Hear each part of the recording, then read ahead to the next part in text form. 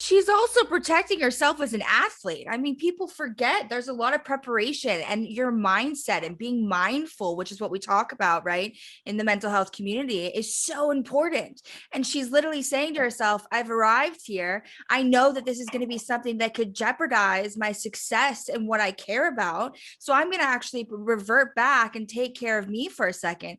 It's sad to see that obviously she is not getting the support from the places that have put her onto that platform. But at the same time, it's amazing to see that she's going to hopefully become a part of that change that needs to happen within that community, so that athletes have more of a right and a say to be able to take a step back from even their contracts when needed, to be able to take care of them, because they're valuable so much more than whatever's in a scripture that says what they can and can't do.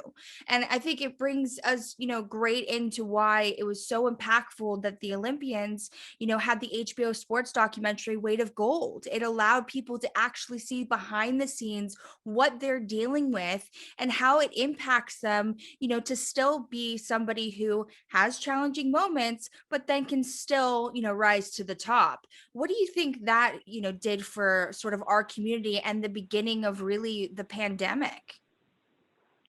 Well, first we got to start with a shout out to Brett Rapkin, who is the brains behind that HBO doc for putting together Weight of Gold, and to Michael Phelps for his leadership on the issue. I mean, to me, that documentary was incredible because we think about Olympians as the peak of strength. And like literally, that is what the Olympics is about. It is about literally peak athleticism around the world. And here they were pulling back the curtain and showing that underneath that hard exterior, everybody is going through something. People have much deeper mental health journeys that might sit beneath the surface, and that this relationship between our physical health and our mental health can't be overlooked. And I think one of the things that's interesting, in particular, if I could just zoom in on Michael Phelps in particular, is I think we are at an interesting moment culturally across all of society, in entertainment, whatever. We have changing norms around the definition of masculinity, our understanding of masculinity. We have our first second gentleman in the history of the United States in the White House. We have these very embedded norms that go back generations about what masculinity means, and that it's strength, that it's like, you can't show any weakness. And in that construct of how we understand masculinity, there's really historically been no space to be vulnerable about your own mental health journey. And I think when you look at Olympians and you have, people who are coming out and saying, yeah, I am like, the greatest Olympian of all time, and even I suffer from mental health challenges, it sort of humanizes and helps reshape how we think about both professional athletes, about strength, and about masculinity. Well, Michael Phelps in general, I think of his story, and I think he's a prime example of the development that he's had with being able to shamelessly come out and speak vulnerably. Like, I think, there were points in his career, and I don't know the exact dates, so excuse me.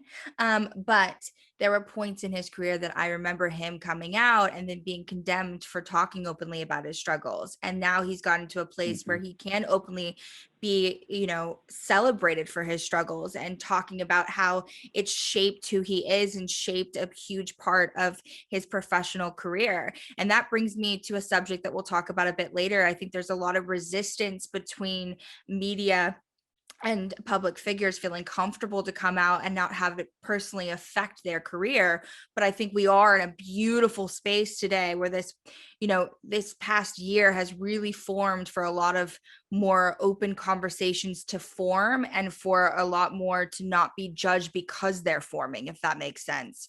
One of the things I do really want to tap into is that I love that all these conversations are happening, and I think they're super important.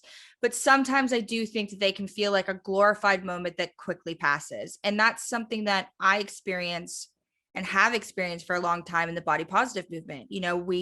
we get excited because we think that brands are finally listening to us and they're ticking hopeful boxes. And then all of a sudden next year comes around and we have to remind them again why they still have to have a curved woman on the catwalk, right? So it's so important that we remember to always have these conversations, that it's an ever evolving world and we can't just stop because we feel like we made one step forward. We've got to keep going. Now, for many people who are listening who might not know, myself and Project Healthy Minds, we held an event this past May for Mental Health Awareness Month. It was called The Connectivity Between Body Image and Mental Health. And it started truly because me and you had this gorgeous conversation after an event that we did around Mental Health Awareness Month last year, around the It's Okay campaign, where we realized there was so much connectivity between the mental health model and the body image model, right? And how we've both been championing these things for people to feel comfortable in their own skin and to take ownership for themselves.